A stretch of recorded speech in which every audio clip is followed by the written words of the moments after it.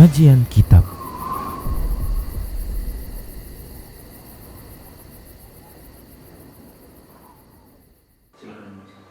Bismillah, assalamualaikum warahmatullahi wabarakatuh. Innal hamdalillah nahmaduhu wa nasta'inuhu wa nastaghfiruh wa na'udzu billahi min shururi anfusina wa min sayyiati a'malina. Man yahdihillahu fala mudilla lahu wa man yudlilhu fala hadiyalah. Wa asyhadu an la ilaha illallah wahdahu la syarika lah. Wa asyhadu anna Muhammadan abduhu wa rasuluhu sallallahu alaihi wasallam. Qala Allah tabaraka wa ta'ala, ya ayyuhalladzina amanu taqullaha haqqa tuqatih wa la tamutunna illa wa antum muslimun. Ya ayyuhan nasu taqu rabbakumul ladzi khalaqakum min nafsin wahidah wa khalaqa minha zawjaha wa bassa minhuma rijalan katsiran wa nisaa'a wattaqullaha alladzi tasaaluna bihi wal arham innallaha kana 'alaikum raqiba. Ya ayyuhalladzina amanu taqullaha wa qulu qawlan sadida yuslih lakum a'malakum wa yaghfir lakum dhunubakum wa man yuti'illaha wa rasulahu faqad faza fawzan 'azima. Amma ba'd, fa inna asdaqal hadisi kitabullah wa khairal huda huda Rasulillah sallallahu alaihi wasallam wa syarrul umuri muhdatsatuha wa kullu muhdatsatin bid'ah wa kullu bid'atin dhalalah wa kullu dhalalatin finnar. Alhamdulillah, kita bersyukur kepada Allah atas semua nikmatnya. Salawat dan salam kita ucapkan untuk Rasulullah sallallahu alaihi wasallam. Para pemirsa Rosyad TV dan para pendengar Radio Medan Mengaji serta para pemirsa media sunnah yang turut serta menyiarkan kajian ini. Kita lanjutkan pembahasan kitab Minhajul Muslim di bab yang keempat tentang ibadah, dan kita masih membahas tentang hal-hal yang diwajibkan dalam salat. Baik para hamba Allah rahimani wa rahimakumullah, setelah kita menyebutkan pada pertemuan yang lalu, yaitu ruku, bangkit dari ruku, i'tidal, sujud, dan bangkit dari sujud tersebut yang disebut dengan duduk di antara dua sujud. Nah, ini adalah termasuk rukun ya di dalam salat. Baik para hamba Allah rahimani wa rahimakumullah.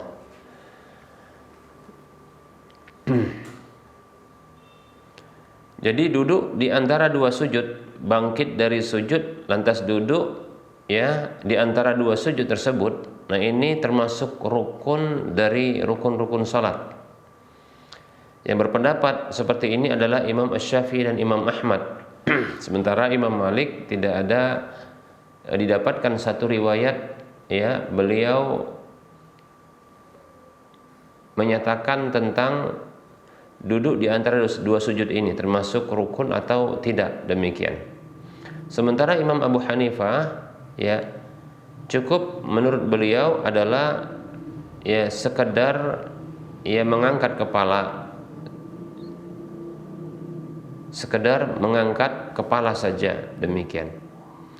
Baik para hamba Allah rahimani wa rahimakumullah, tentunya pendapat yang kuat wallahu ta'ala alam, bangkit dari sujud untuk duduk di antara dua sujud ini merupakan ya hal yang diperintahkan oleh Nabi Shallallahu alaihi wasallam, dan hukum asal perintah adalah wajib, dan kewajiban yang dimaksudkan di sini adalah berstatus rukun. Nabi Shallallahu alaihi wasallam bersabda dalam hadis yang diriwayatkan oleh Imam Al-Bukhari, Rasulullah bersabda kepada orang yang keliru salatnya, "Summasjud hatta tatma'inna sajidan, summarfa' hatta tatma'inna jalisan, summasjud hatta tatma'inna sajidan." Kemudian sujudlah sampai kamu tenang dalam kondisi sujud. Kemudian angkatlah, bangkitlah sampai kamu tenang dalam kondisi duduk. kemudian sujudlah kembali sampai kamu tenang dalam kondisi sujud. Demikian. Baik para hamba Allah rahimani wa rahimakumullah. Ada hadis yang lain dari Ibunda Aisyah radhiyallahu anha. Beliau mengatakan kana Rasulullah sallallahu alaihi wasallam idza rafa'a ra'sahu minas sajdati lam yasjud hatta yastawiya jalisan. Hadisnya hadis yang dikeluarkan oleh Imam Muslim dan Ibnu Majah. Ibunda Aisyah radhiyallahu anha mengatakan dahulu Rasulullah sallallahu alaihi wasallam apabila beliau mengangkat kepala dari sujud, beliau tidaklah sujud ya kembali, maksudnya tidak sujud kembali sampai beliau tegak ya dalam kondisi duduk. Demikian.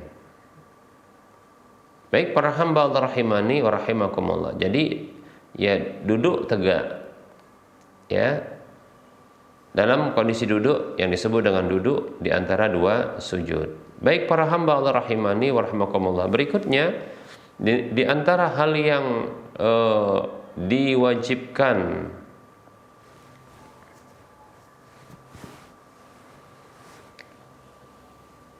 dalam salat adalah tasyahud akhir sekaligus duduk untuk tasyahud akhir.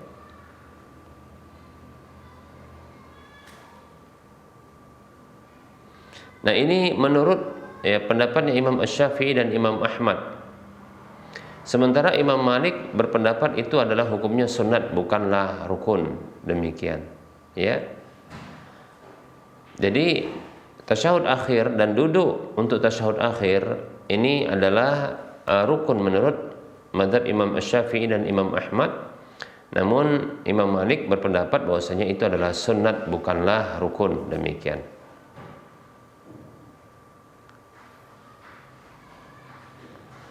Sementara Imam Abu Hanifah berpendapat duduk seukuran tasyahud itu yang rukun. Adapun tasyahudnya tidaklah wajib. Jadi sekedar duduknya saja, ya, duduknya saja, ya. Jadi kita ulangi, ya. Tasyahud akhir yaitu bacaan tasyahud akhir, kemudian duduk untuk tasyahud akhir, ini adalah rukun menurut pendapatnya Imam Asy-Syafi'i dan Imam Ahmad, ya. Adapun Imam Malik berpendapat keduanya itu adalah sunat, bukanlah dia rukun, ya, bukanlah dia rukun, ya. Kecuali kata Imam Malik adalah seukuran, ya, ukuran salam itu, ukuran salam ketika hendak mengucapkan salam itulah yang termasuk yang bagian dari rukun. Demikian. Adapun Imam Abu Hanifah berpendapat duduknya, ya, duduk untuk seukuran tasyahudnya itu adalah rukun, adapun tasyahudnya maka tidaklah wajib. Demikian. Baik para hamba Allah rahimani wa rahimakumullah. Dalil yang menunjukkan bahwasanya tasyahud akhir dan duduk duduk untuk tasyahud akhir ini adalah rukun, ya. Dan batal sebuah salat bila meninggalkan tasyahud dan duduk untuk tasyahud ini apabila ya menyengaja, demikian pula ketika dia lupa, ya.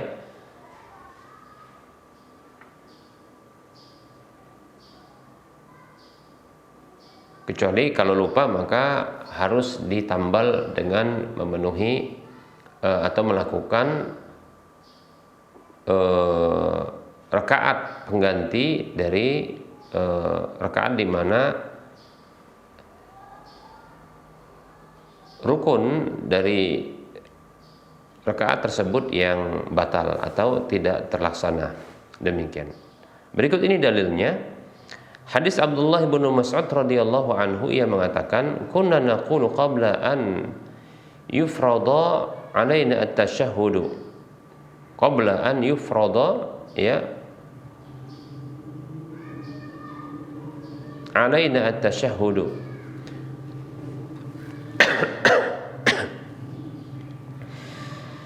Abdullah bin Mas'ud radhiyallahu anhu mengatakan, dahulu kami berbicara atau dahulu kami mengucapkan, ya, sebelum diwajibkan tasyahud itu bagi kami ucapkan seperti ini. assalamu ala Allahi ya qabla ibadihi, assalamu ala Jibril, assalamu ala Mikail. Faqala Nabi sallallahu alaihi wasallam, maka Nabi sallallahu alaihi wasallam bersabda, la taqulu assalamu ala Allah, lakin qulu at-tahiyatu lillahi, ya.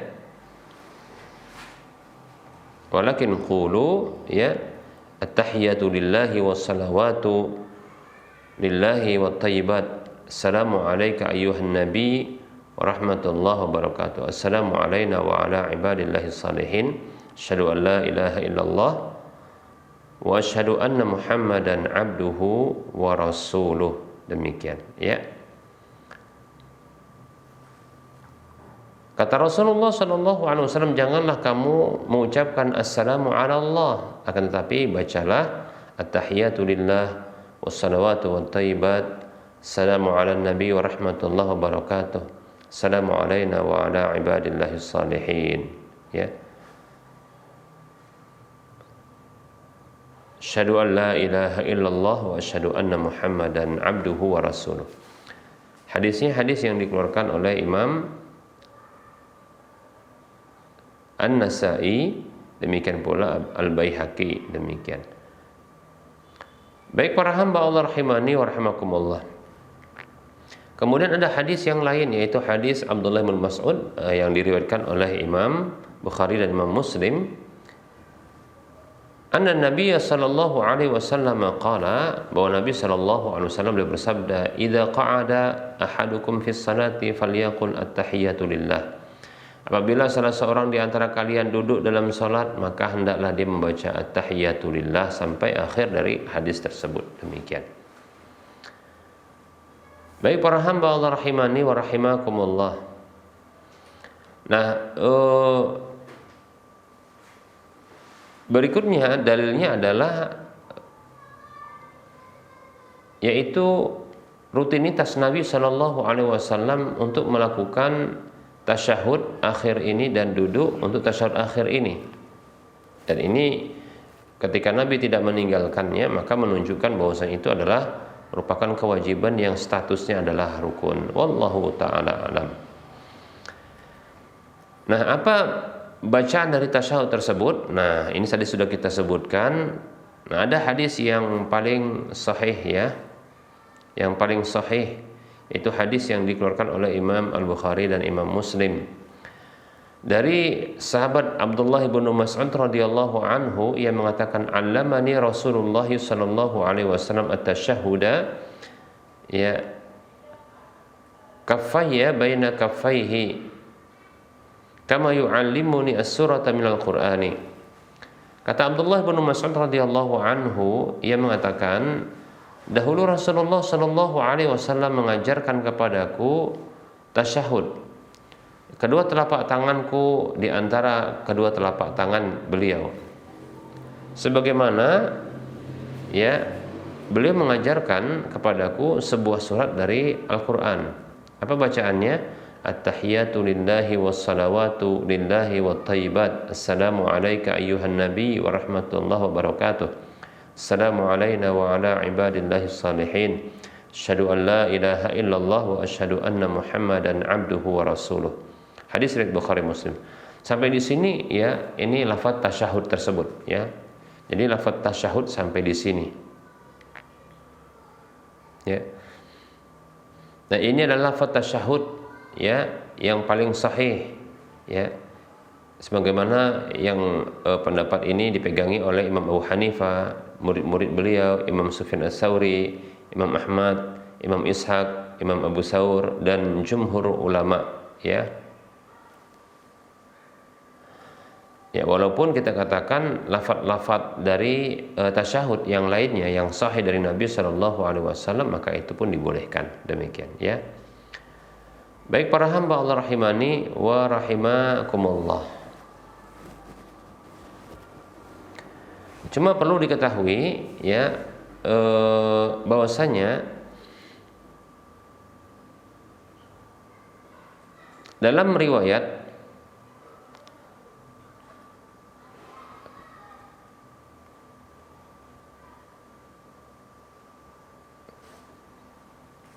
hadis yang berasal dari Abdullah bin Mas'ud radhiyallahu an, ya, ada perubahan sedikit, ya. Ada perubahan sedikit, yaitu pada ungkapan assalamu alayka ayyuhan nabi.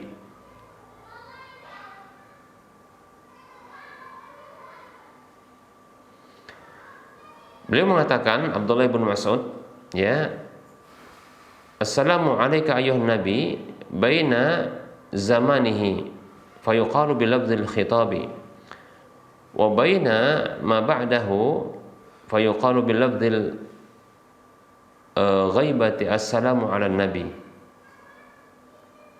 Ya, Abdullah bin Mas'ud mengatakan wa huwa baina dhahranina, ya, yaitu bacaan assalamu alayka ayyuhan nabi itu adalah tatkala beliau sallallahu alaihi wasallam itu berada di tengah-tengah kami. Falamma qubida, tatkala beliau sudah wafat, qulna, maka kami membaca assalamu, yakni ala nabi, assalamu ala nabi. Nah, riwayat ini riwayat dalam lafaz Imam Bukhari, ya, di nomor urut hadis 6265 setelah menyebutkan tasyahud, lafaz tasyahud tersebut, ya. Nah, Abdullah bin Mas'ud mengucapkan hal ini, ya. Nah, ini riwayat ini dikuatkan oleh Al-Hafidz Ibnu Hajar Al-Asqalani dalam kitab Fathul Bari, ya. Beliau mengatakan qad sahha bila raiba, ya. Itu riwayatnya sahih tanpa ada keraguan. Wa qad wajadtu lahu mutabi'an qawiyan, ya, sungguh aku mendapati ada riwayat yang mengikutinya yang kuat, yang menguatkan hal itu. Demikian.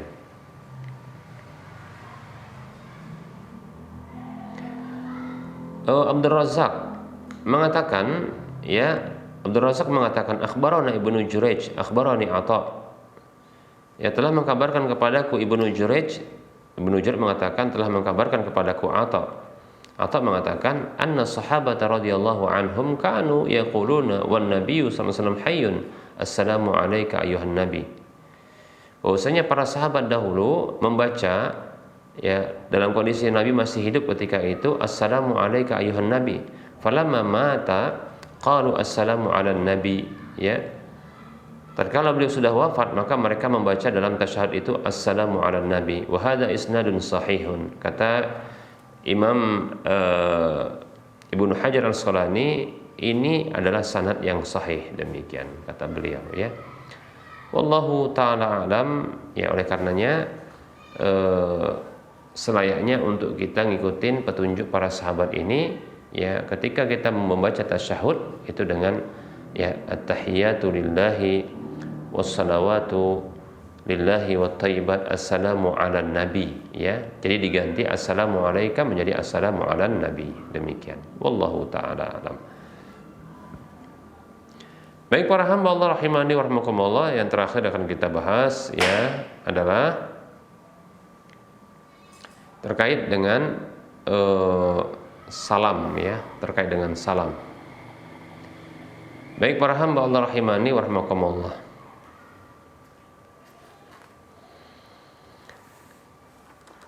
Nah, salam ini merupakan salah satu yang diwajibkan dengan status rukun, ya. Nah, ini adalah pendapat jumhur ulama, ya, bahwasanya salam itu adalah rukun, demikian. Berdasarkan sabda Nabi sallallahu alaihi wasallam, wa tahliluha at-taslimu, dan penghalal dari salat itu, dari hal yang diharamkan dalam salat adalah salam, demikian, ya. Hadis riwayat An-Nasa'i.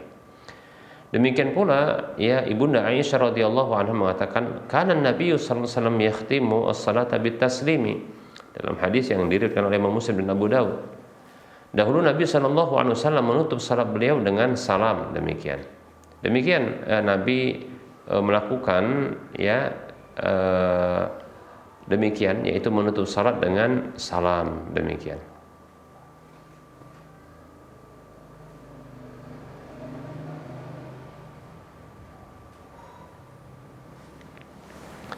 Baik para hamba Allah rahimani wa rahimakumullah.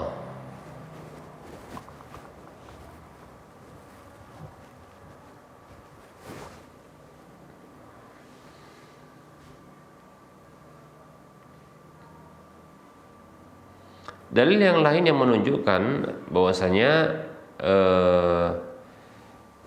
salam merupakan rukun adalah hadis Abu Sa'id Al-Khudri radhiyallahu anhu.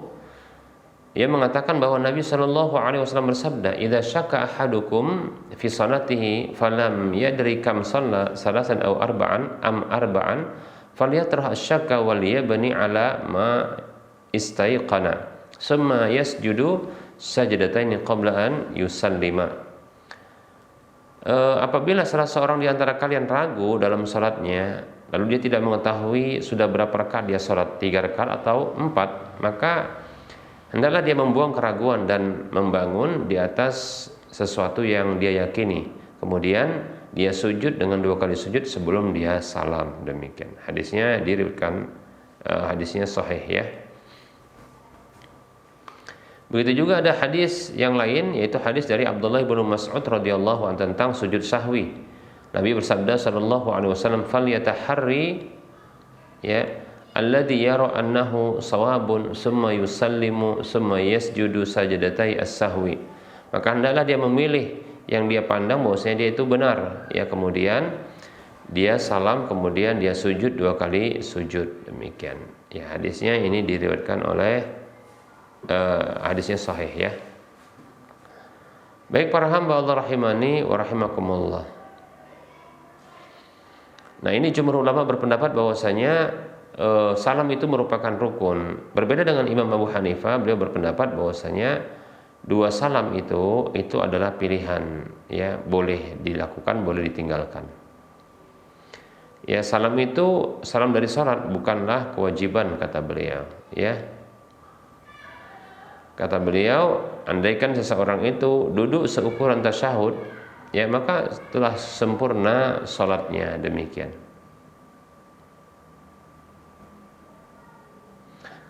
Nah, tentunya Imam Abu Hanifah berpendapat seperti ini karena ada riwayat, ya, hadis yang dipahami keliru, ya, oleh beliau. Beliau menyebutkan riwayat tersebut, hadis Abdullah bin Mas'ud, di mana Nabi mengajarkan kepada beliau tentang tasyahud. Fa idza qulta hadza faqad qadaita salataka in syi'ta an taquma faqum wa in syi'ta an taq'ada faq'ud. Apabila engkau membaca ini, itu membaca tasyahud ini, maka sungguh telah engkau selesaikan salatmu, ya. Jika engkau mau untuk bangkit, maka bangkitlah, maksudnya meninggalkan salat, maksudnya meninggalkan pergi tempat salat. Bila engkau mau, engkau duduk, maka silakan duduk. Demikian.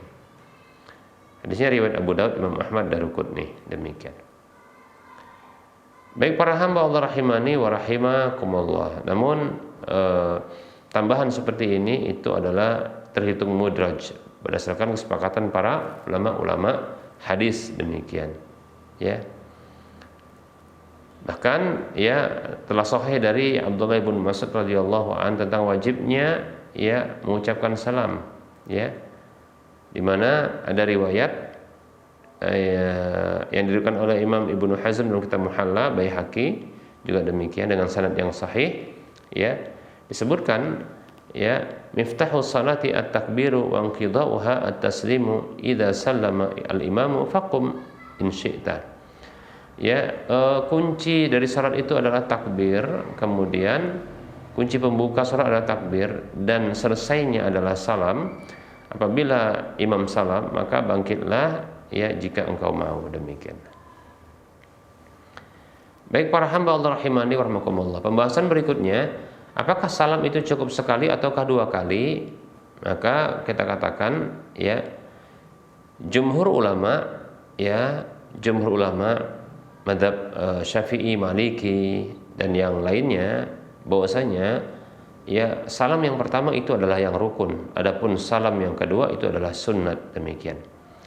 Ibnu Mundzir rahimahullahu taala mengatakan, wa kullu man ahfadhu anhu min ahli ilmi yujizu salata man iktasara ala taslimatin wa uhibbu an yusallima taslimataini atau taslimataini, ya.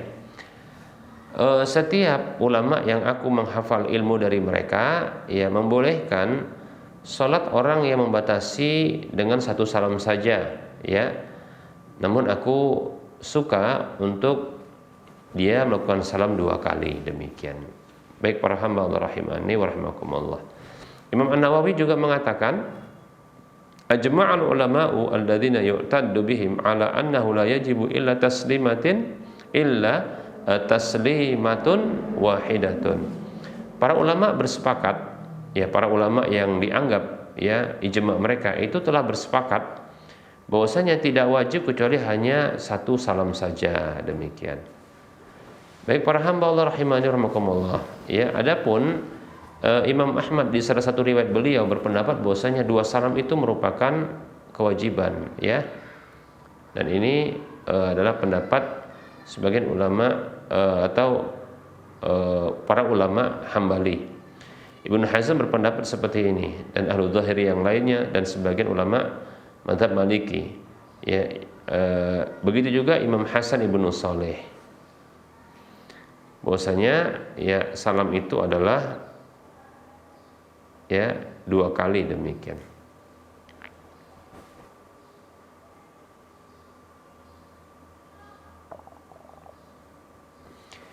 Nah, mereka berpendapat dengan dalil berikut ini, yaitu sabda Nabi Shallallahu Alaihi Wasallam kepada para sahabat beliau tatkala beliau melihat mereka ya memberikan isyarat dengan tangan-tangan mereka ketika salam. Maka beliau mengatakan, innama yakfi ahadukum an yad'a yadahu ala fakhdhihi wa yusallimu ala akhihi man ala yaminihi wa shimalihi.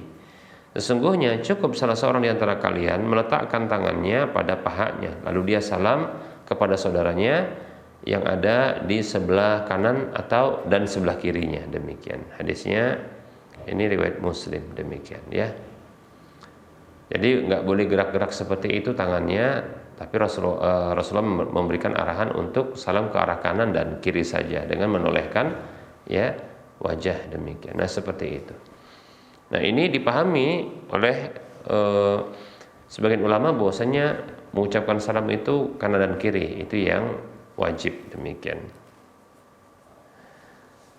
Wallahu ta'ala alam, pendapat jumhur yang kuat ya, pendapat jumhur yang kuat bahwasanya salam itu cuma sekali, ya demikian. Karena hadis riwayat An-Nasa'i menyebutkan wa tahliluha at-taslimu, ya penghalal dari salat itu dari apa yang haram sebelumnya adalah salam. Disebutkan cuma sekali saja, ya. Begitu juga ada riwayat yang lain, ya hadis Abdullah bin Abi Aufa radhiyallahu anhu yang mengatakan sa'altu Aisyah radhiyallahu anha an salati Rasulillah sallallahu alaihi wasallam bil laili. Aku pernah bertanya kepada ibunda Aisyah radhiyallahu anha tentang salatnya Rasulullah sallallahu alaihi wasallam di malam hari. Lalu di dalam hadis itu ada ungkapan fala yaqudu fi syai'in minhunna illa fi saminati. Maka beliau itu tidaklah duduk ya sedikit pun darinya kecuali di rakaat yang ke-8. Fa innahu yaqudu fiha litasyahhudi. Sesungguhnya beliau duduk ya di rakaat ke-8 itu untuk tasyahud. Summa yaqumu, kemudian beliau bangkit. Wala yusallimu, beliau belum salam. Fa yusalli raka'atan wahidatan, lalu beliau salat 1 rakaat lagi. Summa yajlisu, kemudian beliau duduk. Fayatashahhadu, kemudian beliau tasyahud. Wa yad'u, dan beliau berdoa. Summa yusallimu taslimatan wahidatan. Kemudian beliau mengucapkan salam dengan sekali salam. Assalamualaikum yarfa'u biha sautahu hatta yuqidana, ya. Beliau mengucapkan assalamualaikum, beliau meninggikan suara beliau dengan ucapan itu sampai beliau membangunkan kami, demikian. Hadisnya hadis yang diriwayatkan oleh Imam Ahmad ya dengan derajat yang sahih, demikian. Dalam riwayat Muslim disebutkan summa yusallimu tasliman, ya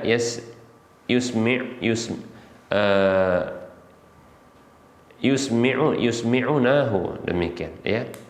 Kemudian beliau mengucapkan salam dengan sekali salam yang beliau memperdengarkan kepada kami salam tersebut. Wallahu ta'ala alam, yang jelas dalam hal ini ada perbedaan pendapat. Yang hati-hati adalah 2 kali salam tentunya. Hanya saja pendapat yang kuat adalah salam yang pertama itu merupakan rukun, salam yang kedua adalah sunnat. Oleh karenanya hendaklah dilakukan ya kedua-duanya, karena insya Allah taala keduanya adalah kebaikan dan tentunya ada pahala padanya. Demikian. Baik, kita akan bahas sedikit terkait dengan bacaan minimal ketika salam. Yang minimal adalah assalamualaikum, ya demikian. Yang paling sempurna adalah assalamualaikum warahmatullah ke kanan dan ke kiri. Nah itu dia. Lalu bagaimana apabila ada tambahan wabarakatuh ya dalam salam tersebut setelah assalamualaikum warahmatullahi wabarakatuh, ya. Nah, perlu kita ketahui bahwasanya riwayat yang sahih dari Nabi Shallallahu Alaihi Wasallam, salam beliau adalah assalamualaikum warahmatullah saja, ke kanan dan ke kiri, demikian. Dan dengan riwayat seperti ini itu ada hadis-hadis yang berasal dari Jabir bin Samurah bin Umar, Abdullah bin Mas'ud radhiyallahu anhum ajma'in, demikian, ya. Jadi cuma assalamualaikum warahmatullahi wabarakatuh. Ini penjelasan pertama yang perlu diketahui. Adapun tambahan wabarakatuh, ya tidak ada tambahan, tidak ada riwayat satupun yang sahih dari Nabi Shallallahu Alaihi Wasallam yang beliau membaca salam dengan penuh seperti itu, ya. Assalamualaikum warahmatullahi wabarakatuh.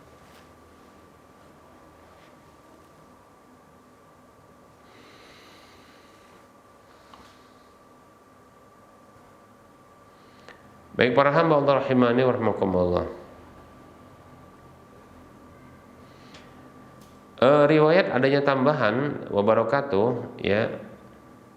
Tidak ada riwayat yang sampai kepada Nabi SAW dengan sanad yang ada potensi untuk dipahami berbeda, kecuali dari jalurnya Musa bin Ibnu Qais, ya, dari Salama ibnu Kuhail, dari Alqamah, dari Wa'il ibn Hujur, demikian. Hanya saja ini dikomentari riwayat ini oleh Daruqutni, ya, Imam Daruqutni. Wallahu ta'ala alam, ya. Sebenarnya tidak masalah untuk membaca tambahan ini, ya, tidak masalah insyaallah ta'ala. Hanya saja bacaan yang warid dari Nabi SAW hanyalah sampai assalamualaikum warahmatullah saja, demikian, ya. Jadi assalamualaikum warahmatullah ke kanan, assalamualaikum warahmatullah ke kiri, demikian. Tapi bukan merupakan kesalahan kalau seandainya seseorang itu membaca assalamualaikum warahmatullahi wabarakatuh, assalamualaikum warahmatullahi wabarakatuh, atau assalamualaikum warahmatullah setelah, ya, salam yang pertama di salam yang kedua. Baik para hamba Allah rahimani wa rahmakumullah, yang terakhir, ya, rukun yang terakhir atau kewajiban yang terakhir adalah berurutan, ya, berurutan, ya, yaitu berurutan dalam melakukan rukun-rukun tersebut, ya. Karena Nabi SAW melakukan salat itu secara berurutan, ya, dan Rasulullah bersabda, "Sallu kama ra'aitumuni usalli", salatlah kalian sebagaimana kalian melihat aku salat, demikian. Dan beliau mengajarkan juga kepada orang yang keliru salatnya dengan cara berurutan, karena ada kalimat kemudian. Nah, seperti itu, ya. Wallahu ta'ala alam. Ini barangkali pembahasan kita pada pertemuan kali ini. Kita cukupkan untuk penyampaian materi. Insyaallah ta'ala kita akan masuki pembahasan yang lainnya, ya. Jadi kewajiban-kewajiban atau rukun-rukun salat sudah berlalu pembahasannya. Insyaallah ta'ala kita akan lanjutkan pada pertemuan yang akan datang dengan tema yang berbeda insyaallah ta'ala, tapi masih dalam bahasan salat, ya, insyaallah ta'ala. Baik para hamba Allah rahimani wa rahmakumullah, kita buka sesi soal jawab. Baik, ya.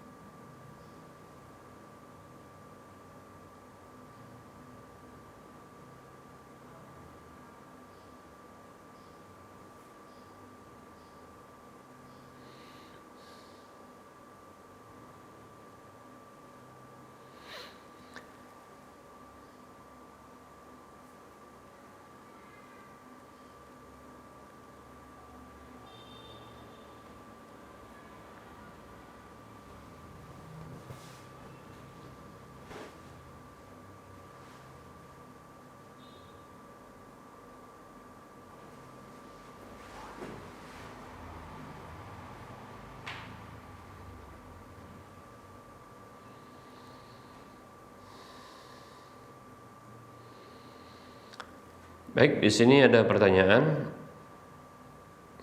Assalamualaikum Ustaz. Izin bertanya, ada seorang suami yang diam-diam chattingan dengan wanita lain. Bahkan terkadang suami berboncengan dengan wanita tersebut. Si suami sudah diingatkan,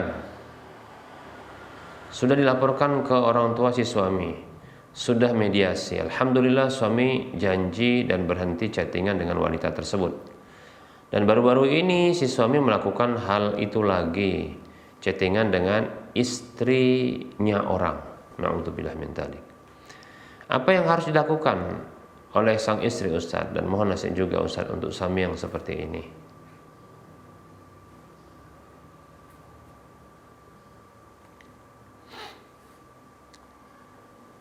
Bismillah, waalaikumsalam warahmatullahi wabarakatuh.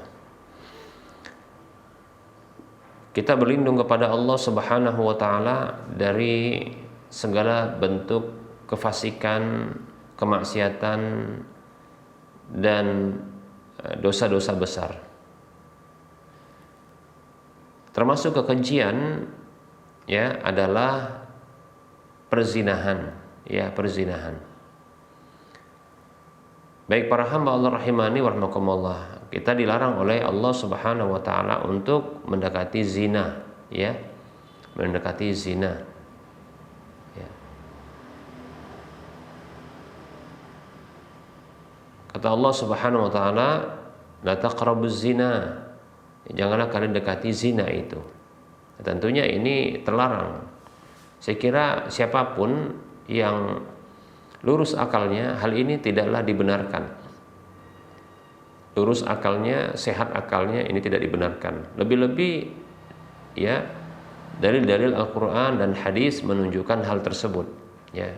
Jadi belum berbicara tentang masalah iman, ya, berbicara tentang akal saja ini sudah terlarang tentunya, ya.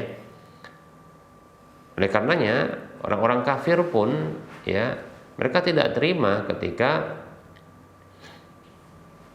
anak perempuan mereka, bahkan istri mereka itu ya diganggu oleh laki-laki lain. Nah demikian. Tentunya ini merupakan bentuk apa? Kejelekan dan keburukan. Demikian.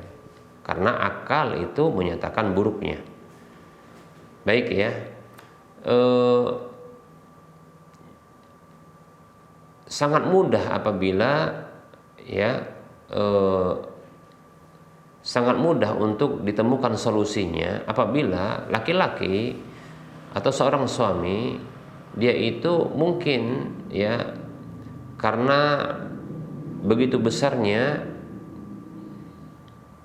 syahwatnya sehingga tidak tercukupi dengan satu istrinya ketika dia berhubungan ya dengan perempuan yang belum ada suaminya, baik itu kita katakan gadis ataupun janda.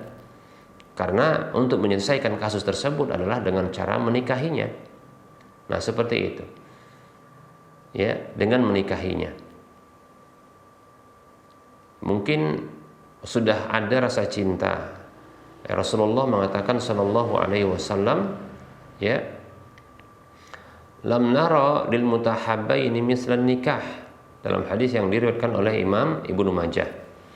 Kami tidak memandang ya sebagai sebuah solusi bagi dua sejoli yang saling mencintai semisal pernikahan. Jadi menikah itu bisa menghentikan dan menyelesaikan masalah ya perzinahan, ya. Nah, seperti itu. Ketika memang sudah jatuh cinta, demikian, ya. Nah, namun bermasalah besar bila ternyata ya sang wanita ini ya itu dalam kondisi istri orang lain. Nah, ini yang besar masalahnya. Besar masalahnya kita katakan, ya. Kalaulah perempuan tersebut itu janda atau gadis masih muda, ya. Kita katakan masih muda karena bisa ada solusinya. Ya, solusinya adalah dengan menikahinya. Walaupun dia sang laki-laki itu masih punya istri, maka dengan ya menyarankan untuk menikahinya daripada melakukan perzinahan, maka itu lebih cepat. ya lebih cepat teratasi. Nah, seperti itu. Hanya saja ya kewajiban bagi sang suami tersebut, laki-laki itu, adalah dia berlaku adil terhadap istri-istrinya, demikian. Ya. Namun, ya, parah dan sungguh parah bila ternyata sang wanita tersebut merupakan istri orang.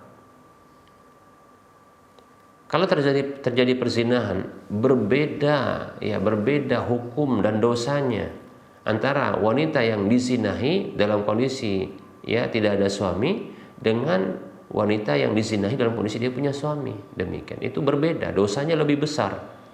Nah, seperti itu. Ya. Karena di situ ada pengkhianatan, ada melukai, menzalimi, ya, demikian. Nah, seperti itu. Makanya perempuan seperti itu, bahkan laki-laki seperti ini, ya, kalau sudah menikah seperti ini, maka kalau berzina, maka hukumnya adalah mati, dirajam sampai mati. Nah, seperti itu. Ya.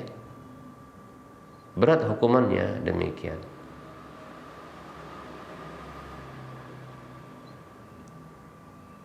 Kata Nabi Shallallahu Alaihi Wasallam, la yahillu damu imri'in muslimin illa bi ihda salasin. Tidak halal darah seorang muslim itu ya untuk ditumpahkan ya kecuali dengan salah satu dari 3 hal ini. Di antaranya adalah as-sayyibuz zani, orang yang sudah menikah dia berzina. Nah, seperti itu. Hadis riwayat Bukhari Muslim. Oleh karenanya tidak ringan ini masalahnya. Ya. Tidak ringan masalahnya. Apa yang mesti dilakukan oleh seorang istri seperti ini? Maka nasihati, ya, disampaikan dalil-dalil ya tentang apa? Tentang haramnya hal itu dan dosa besar hal ini. Demikian. Coba sampaikan kepadanya, ya, kalau dia punya anak sampaikan, ya, sampaikan, ya, apakah abang ingin, ya, anak-anak perempuan abang kelak ketika sudah menjadi istri orang, dia itu diganggu sama laki-laki orang lain. Abang pingin seperti itu. Sampaikan seperti itu. Ya. Apakah abang kepingin? Ya. Apakah abang kepingin? Ya. Saudari-saudari abang ketika sudah punya suami diganggu sama ya laki-laki lain. Nah, seperti itu. Bahkan apakah abang kepingin ya ibu abang ya dalam kondisi masih bersuamikan ayah abang terus menjalin hubungan terlarang dengan laki-laki lain. Nah, seperti itu, sampaikan begitu supaya dia merasa jijik dengan tindakan yang buruk itu, demikian. Ya.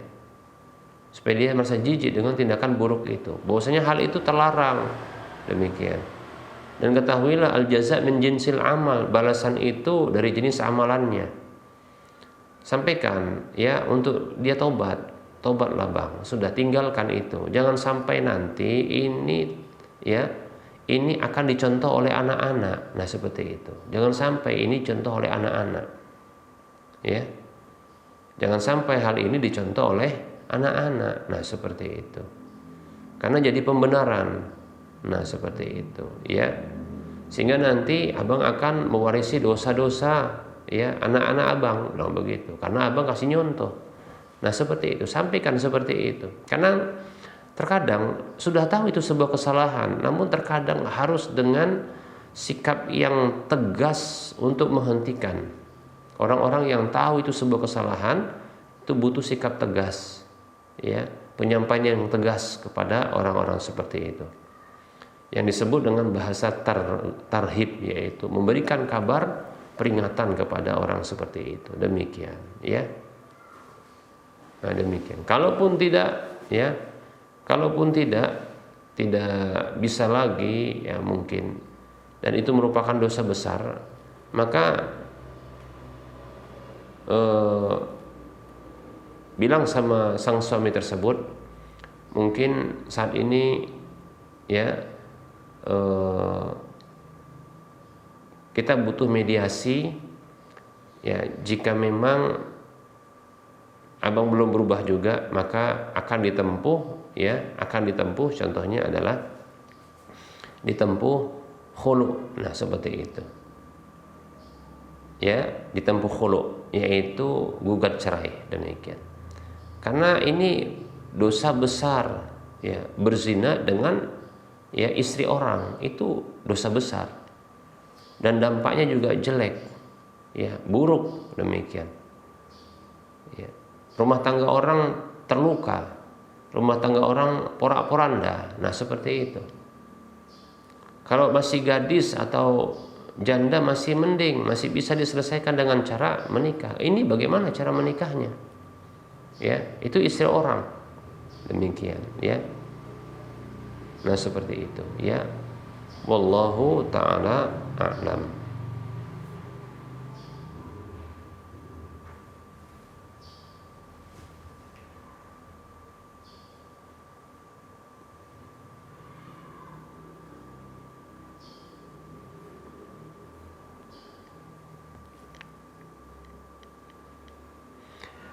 Bismillah, assalamualaikum warahmatullahi wabarakatuh. Mau nasihatnya, Ustaz. Seseorang sedang ta'aruf yang kedua kalinya dengan orang yang sama. Namun entah kenapa pas yang kedua kalinya ini si perempuan tidak ada gairah membayangkan dia akan berhubungan intim. Tidak saat pertama ta'aruf dulu dia menggebu-gebu. Sekarang dia merasa tidak seperti dulu. Dan juga orang tuanya tidak menyetujui rencana pernikahan itu dan tidak akan menikahkan anaknya karena akan dijadikan istri yang kedua. Dan orang tua menyuruh angkat kaki dari rumah. Menurut Ustadz bagaimana?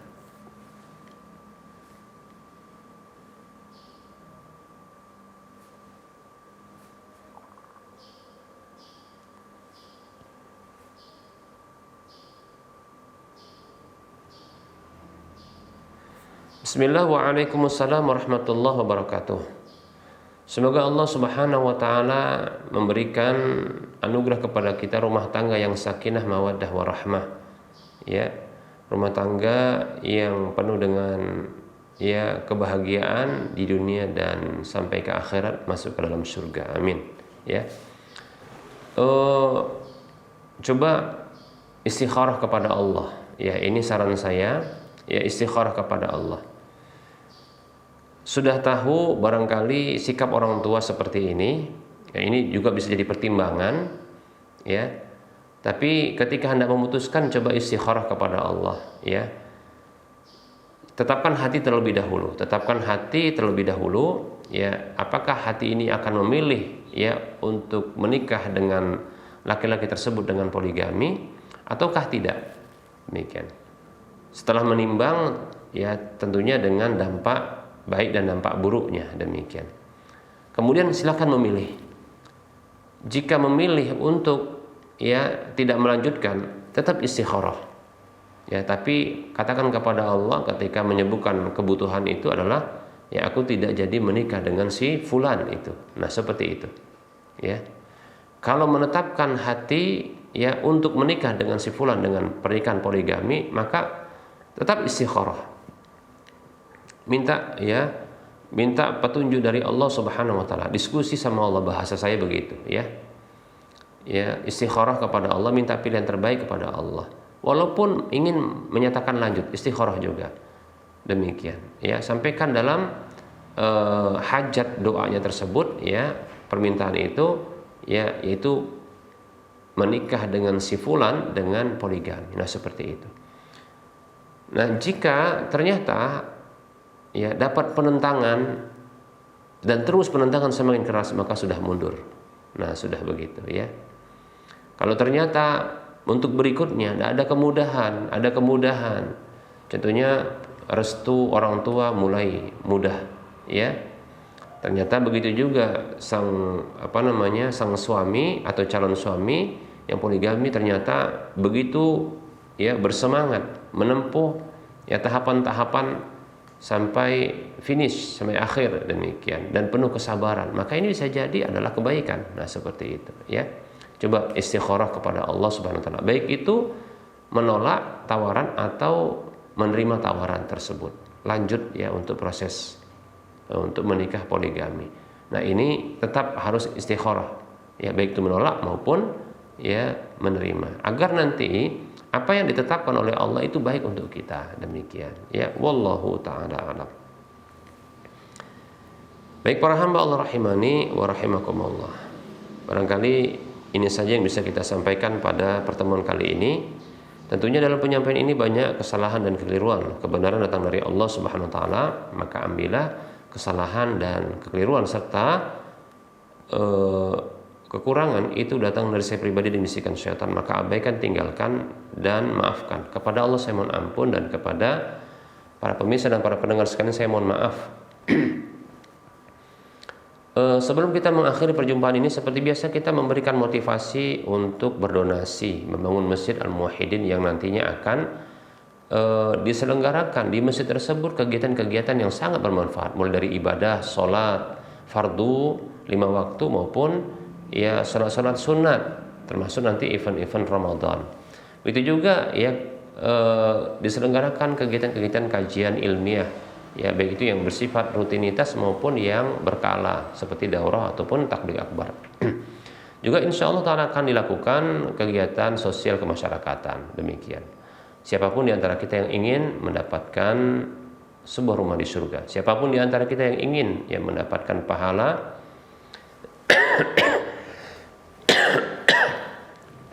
pahala yang minimalnya 700 kali lipatnya, dan siapapun di antara kita yang ingin mendapatkan pahala yang terus menerus tidak putus-putus tatkala dimanfaatkan, maka silakan ya berdonasi untuk membangun Masjid Al-Muwahhidin ini. Silakan transfer ke nomor rekening Bank Syariah Indonesia di nomor 71274855555 atas nama Yayasan Lajnah Dakwah Medan, kode bank 451.